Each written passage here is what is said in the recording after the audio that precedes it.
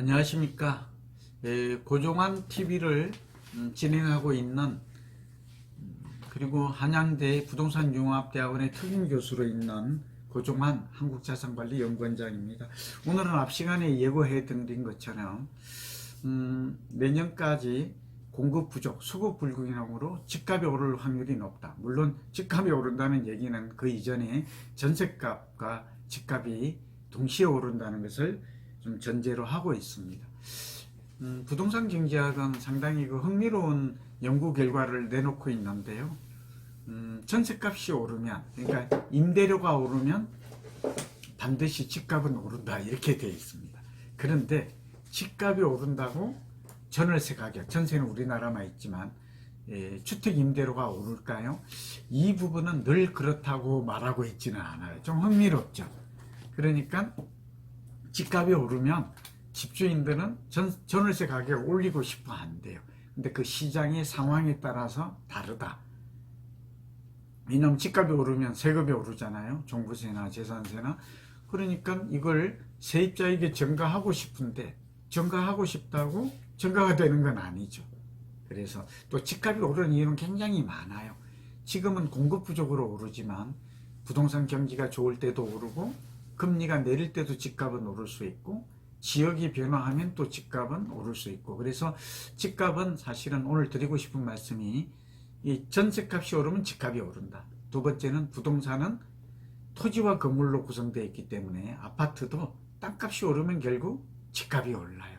이 두 가지를, 이게 이제 부동산의, 저는 시장의 원리, 가격 변동의 원리라고 좀 생각을 하는데, 이걸 머릿속에 좀 넣고 계시면 좋을 것 같아요. 그리고 부동산은 아까 좀 말씀드렸죠. 경기가 좋을 때도 집값이 오르고, 그 다음에 지역이 변화할 때도 집값이 오르고, 금리가 내릴 때도 집값이 오르고, 유동성이 많아질 때도 집값이 오르고. 그런데 또 다른 나라의 집값이 많이 오르면 또 그것도 우리나라 집값에 또 영향을 미치고, 그리고 많은 사람들이 요즘처럼 앞으로 집값이 또 오를 것 같다, 그렇게 생각하는 사람이 많으면 또 집값이 오르는 거예요. 이렇게 설명이 되어 있고요. 여기다가 이제 정책도 있다고 그랬죠. 예, 그리고 무엇보다도 수급이 또 이게 투자 심리에, 구매 심리에 큰 영향을 미치고 있어요. 근데 집값이 오를 때 보면 다 어떻게 올라요? 다 똑같이 오르지 않아요. 그건 왜 그런지 아세요? 부동산은 지역성이 있고 입지와 위치성이 다 달라요. 그러니까 말하자면 부동산은 소위 지역에 따라서 세분화되어 있다. 그리고 시장이 또 계층 구조화 되어 있는 거예요. 상위 시장, 하위 시장으로. 예를 들면 강남이라는 아파트의 시장을 보면, 강남이 오르면 마용 성광이 오르고, 말씀드렸던 대로. 그리고 다시 이게 서울의 주변 지역으로, 또 외곽으로, 뭐 금광구라고도 하고 노도관 이런 말을 쓰잖아요. 이제 신조어를 만들어서 이렇게 좀 확산. 그럼 또 경기도 수용성으로 옮겨가고, 경기도 전체로 또 인천으로, 이렇게 지금 그런 현상이 지금 나타나고 있는 것입니다. 이런 원리를 좀 머릿속에 우리가 알고 이해하고, 저의 강의를, 이 동영상을 들으면 훨씬 이해가 빨라지고 또 고개가 끄덕거려질 수도 있죠. 오늘은 이미 이제 아파트는 많이 올랐잖아요. 저번 시간에 부동산 경기 말씀, 경기 예측, 시장 전망에 대한 얘기는 했고, 그러나 내년에 이제 3월 9일날 대통령 선거에서 새로운 대통령이 정말 우리 국민과 국가를 위하는, 그러니까 국가 발전과 국민의 안녕을 정말 생각하는, 삼국지에 나오는 유비 같은 국민민복을 생각하는 정말 훌륭한 뭐 그런 사람이 있을까 하는 의문이 들겠지만, 혹시 그런 대통령이 나온다면 시장은 변할 것입니다. 왜 그렇죠? 또 부동산 경제학에서는 이 육하원칙이 중요한데요. 어떤 지역에 어떤 주택을 얼마만큼, 그러니까 언제 어떤 지역에 얼마만큼의 주택, 여기서 주택은 주로 아파트를 의미해요. 왜냐하면 아파트를 선호하기 때문에 내놓는가. 우리처럼 두루뭉실하게 막 이렇게 뭐 205만 가구를 공급하겠다, 뭐 130만 가구를 공급하겠다, 막 이렇게 말하는 것은 이 실감, 피부에 와닿지가 않아요. 굉장히 지금 잘못하고 있는 거예요. 제가 만약 정책을 짠다면, 뭐 짜놓은 것도 있지만, 혹시 시간이 지나면 저희 TV를, 고중한 TV 함께 하시는 분들에게만 말씀을 드리면 방법이 있어요. 그러니까 이제 연차적으로 서울도 보면 서울 전체가 아니라 두리뭉실이 아니라 서울의 그 5개 생활권을 구분해서 또 시기도 언제 또 재건축 재개발 지역도 이렇게 구분을 해서 순차적으로 마스터 플랜이라는 걸 짜서 이렇게 해서 경기도도 마찬가지죠. 그건 외국은 다 그렇게 하고 있어요. 그래서 만약에 예를 들면 서울에 내년에 신규 입주 물량이 5만 가구가 어느 지역별로 얼마만큼의 물량, 그러니까 언제 어느 지역에 어떤 주택이, 그러니까 25평이 34평이 분양가는 얼마에 공급될 것이다. 이렇게 아주 육하원칙에, 우리 육하원칙 아시죠? 그리고 여기에 따른 비용도 다 나와야 되겠죠. 근데 요즘 뭐 윤석열 후보도 뭘 하겠다, 또 송영길 대표도 뭐 하겠다 그랬더니 예산이 그게 뭐 천문학적인데 그런 대책을 막 내놓잖아요. 좀 어설프죠. 그러니까 국민들이 언제 나오는지도 모르고 그냥 5년 동안 10년 동안 어떻게 하겠다고 하니까 체감이 안 되죠. 그러니까 젊은이들이 어때요? 인내심이 발휘가 안 돼요. 기다리면 과연 나올까? 상기 신도시는 너무 공급 기간이 길고, 그리고 또 신도시보다는 도심에 원하는 직주 근접을 원하는 젊은 층도 많잖아요. 그러니까 어떤 구체적인 목표, 꿈과 희망이 안 보이니까 뭐 연끌한다 그러고 이생망했다 그러고 벼락거지에서 이러는 거거든요. 또 여기가 저의 전공인 정책과 또 경제학으로 갔습니다만, 오늘은 빌라 투자, 도시형 생활주택, 도생주택, 서비스 레지던스 이런 거 투자할 만한가, 그런 얘기를 가지고, 그러니까 말하면 소위 아파트의 대체 상품, 주거용 부동산도 종류가 많다고 그랬죠. 아파트도 있고 주상복합도 있고 주거용 오피스텔도 있고 단독도 있고 다가구 다세대도 있고, 또 요즘은 생활형 숙박, 생숙도 주거용으로 이제 많이 쓰잖아요. 관광객이나 여행객을 대상으로 하는 게 아니라 그 정도로 주택난이 심화되어 있거든요. 근데 오늘 좀 깊이 있게 공부를 좀 해볼게요. 우선 이 원리를 알아야 돼요. 성공 원리, 성공 법칙이 중요한데, 여러분 그 메인 스트림, 그러니까 주류가 있고 부차적인 게 있어요. 부류가 있어요. 우리가 주류 시장은 아파트예요. 그러니까 주택 시장의 중심은 아파트예요. 그리고 이 아파트가 똘똘한 한 채를 또 의미해요. 이 아파트가 좋은 게 살기도 좋고 사기도 좋고, 아파트가 그 두 가지를 다 갖추고 있죠.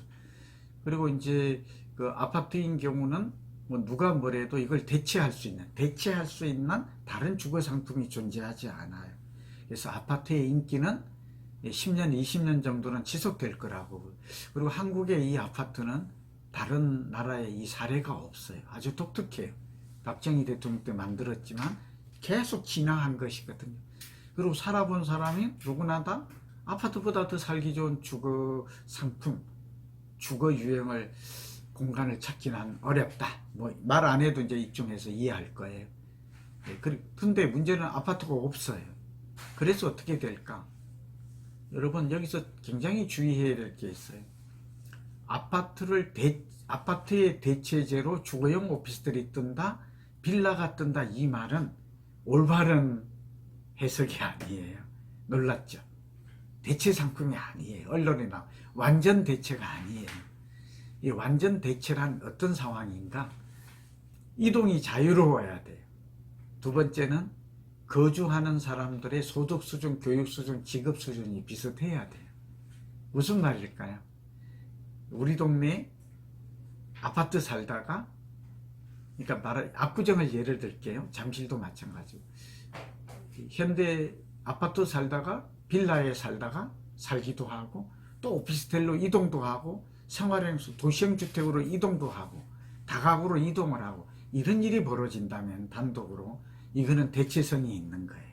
굉장히 좀 포괄적이고 중요한 개념이에요. 그런데 그런 사람은 없어요. 망하지 않으면 소득이 줄어들지 않으면 아파트를 떠나지 않아요. 그래서 완전 대체가 아니에요. 언론에서 쓰고 있는 말은 경제학의 개념과는 다르다. 우리가 상식과 지식은 달라요. 그래서 아파트 대체 상품은 존재하지 않아요. 그리고 지역 대체도 중요해요. 강남을 대체하는 지역은 서울에 없어요. 없어요. 다만 인근 지역, 인접 지역은 존재해요. 그러니까 강남 살다가 우리가 인접 지역이 어디예요? 강남에 그게 말하면 강남은 성동구, 광진구, 동작구 이런 곳을 꼽잖아요. 근데 강남 살다가 성동구 살다가 이렇게 하질 않는다고요. 좀 설명이 필요하지만 오늘 제한된 시간대에 또 얘기할 대체성이 없어요. 지역도. 그래서 굉장히 부동산을 선택한다는 것은 지역을 선택한다는 것이며 상품을 선택한다는 것이에요. 자, 그럼 요즘 빌라가 뜨고 있는데 오늘 빌라 투자할 만한가? 빌라에 투자를 한다면 어떤 점을 주목하고, 그러니까 투자 포인트죠. 가장 중요한 키포인트. 핵심 포인트는 무엇인가? 이 얘기를 좀 하고 주의할 점은 없나 하면서 또 마칠게요. 계속 좀 이어지니까요.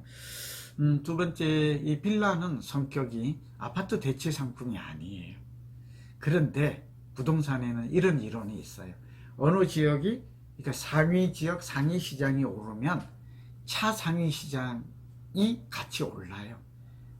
그러니까 우리 옆 동네가 강남인데 강남이 오르면 마용성처럼, 그러니까 성광동처럼 이런 지역도 오른다 이 말이에요. 이건 너무 잘 이해됐죠, 그렇죠?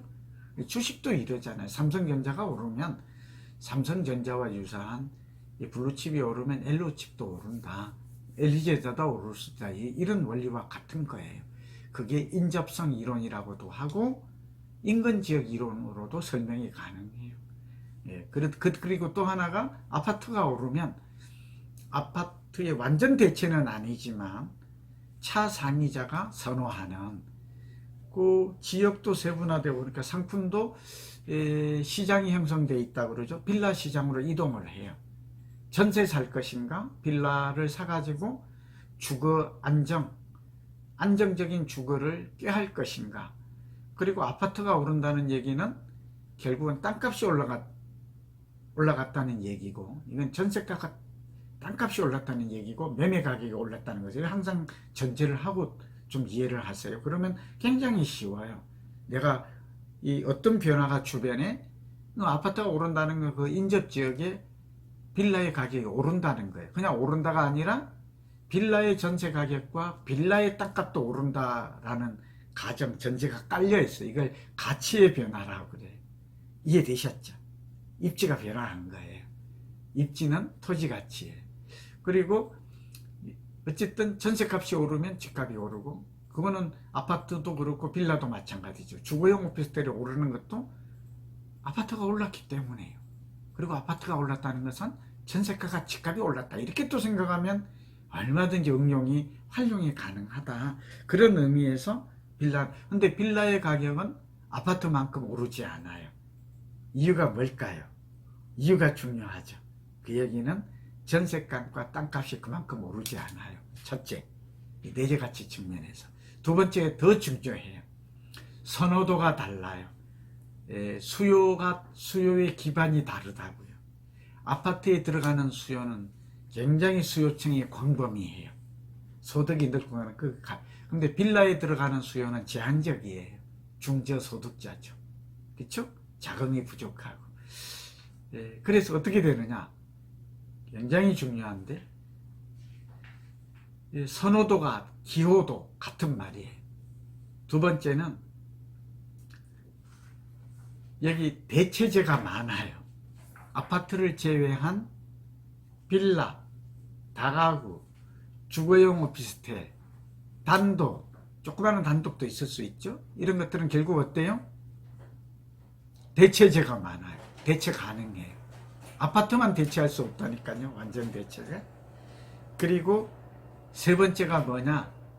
집값 상승에 대한 기대감이에요.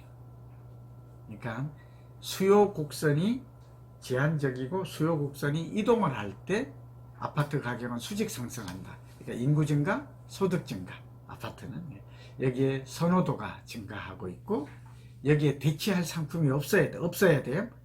그리고 상승에 대한 기대감이 클수록 빌라를 사면서 아파트만큼 오를 거라고 기대하는 사람이 혹시 있을지 모르지만 그건 맞지 않는 거예요. 경험적으로도 그렇고 이론적으로도 그렇고 가치 측면에서 보아서도 좀 이해가 되셨죠? 예. 아파트가 자리 잡고 있는 입지가치, 땅값과 빌라나 다가구 다세대 도시형 생활주택이 자리 잡고 있는 입지는 달라요. 입지는 환경이죠. 입지는 인자이고 환경이며 용도별로 다양하며 변화하는 거잖아요. 아파트처럼 여기에 커뮤니티, 학교도 있고 관공서도 있고 도서관도 있고 어린이집도 있고 여기에 또 단지 내 정원도 잘 짜여져 있고 이 모든 것들이 다 되어 있는 그런 도시형 주택, 그런 주거용 오피스텔, 그런 빌라가 어디에 있어요? 없잖아요. 그렇죠? 이제 이해가 됐을 거예요. 그래서 이제 두 번째는 그러면 빌라는 투자하지 말까? 아니에요. 아파트에 투자 대안으로서 차선책으로서 고려할 만해요. 그러나 기대 수익률을 낮춰야 합니다. 근데 세 번째 이제 어떤 지역에 할 만할까요? 여기서 굉장히 이제 중요해요. 제가 산다면 딱 세 가지 포인트를 꼽을 수 있어요. 지역 선택이 중요해요. 자, 여러분, 요즘 공공 재개발 얘기 이제 오세훈 시장 이게 6월 29일 이후에 샀다가 공공 재개발 들어가면 현관 청산되는 거는 다 아시죠? 그 설명은 다시 안 할게요. 중요하지만.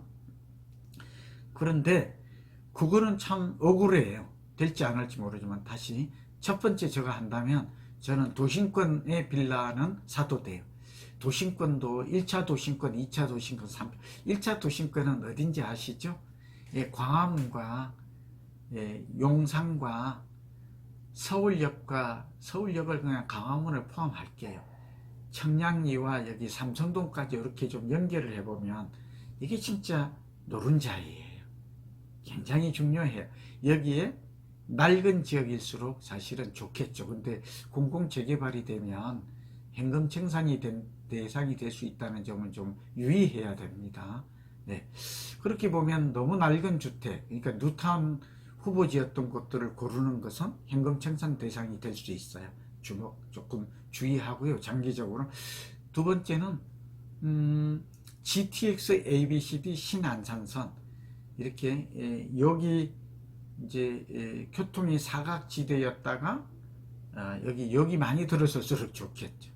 그런 면에서 강남은 여기 많이 들으니까 삼성역 주변이잖아요. GTX AC 양재역, 삼성역, 삼성은 이제 잠실 지역을 포함하고 있죠. 서울역 주변이 좋아요. 근데 비싸겠죠. 청량리 주변 좋잖아요. 또 강원대역 주변도 있고. 그러니까 이거는 일일이 저의 그 살집 팔집 책에서 자세히 참 설명하고 있으니까 이 책을 한번 짧은 강의로 다 모든 걸 채울 수는 좀 한계가 있죠. 살집 팔집. 요즘 유로 상담을 많이 오세요. 그런 분들이 적은 한 2, 3억 가지고 할 만한 곳들이 꽤 있거든요. 3, 4억 가지고. 이건 빌라로 가능해요. 그리고 이런 것들은 한 5년, 10년 후를 내다보면 아파트가 한 채가 될 수 있는 곳들도 많아요. 그리고 무엇보다도 전세 가격이 오르고 땅값이 오르는 곳들을 이제 잘 골라야 돼요. 그 책에 자세히 설명되어 있고 33군데나 소개가 되어 있어요. 이거는 한번 정말 다른 책과 좀 다르거든요. 하고 그 다음에 이제 아까 첫 번째는 도심권을 노려라. 여러분 예전에 제가 이런 말 한 거 기억나요? 뉴욕이나 런던, 파리, 도쿄를 보면 도심권의 낡은 슬럼화된 지역, 낡은 주택은 정말 투자 가치가 높아요. 알짜 돈 덩어리에 우리가 보는 것하고는 좀 다르죠. 막 이렇게 낡은 주택 보면 심란하고 과연 이 가격이 오를까 싶지만 우리가 보는 것은 표면적으로 보고 있는 것은 건물이지만 이 진짜 투자자는 뭐를 봐요? 진짜 가치는 토지 가치라는 것, 입지 가치, 토지 가치, 지역의 변화를 미리 읽어라. 이게 제가 강조하는 그러니까 미래 가치예요. 미래 가치, 현재의 모양만 보면 옳지가 않아요. 건물 가치가 표면적 표피 가치잖아요. 내지 가치인 토지 가치를 봐라. 세 번째는 재건축 주변이에요. 그러니까 대규모 재건축이 행해지고 있는 곳들에 대치동이 대표적이죠. 여의도는 다가구가 없어요. 그래서 영등포를 또 주목해야 될 필요가 있는데요. 어쨌든 대규모 재건축이 진행되는 단지 주변, 재건축이 어디에 진행되는지는 아시잖아요. 주변에 빌라는 결국 재건축은 하고 났을 때 재건축 가격이 보통 2배 정도 가치가 높아지니까 시장 가격이 올라가는 거잖아요.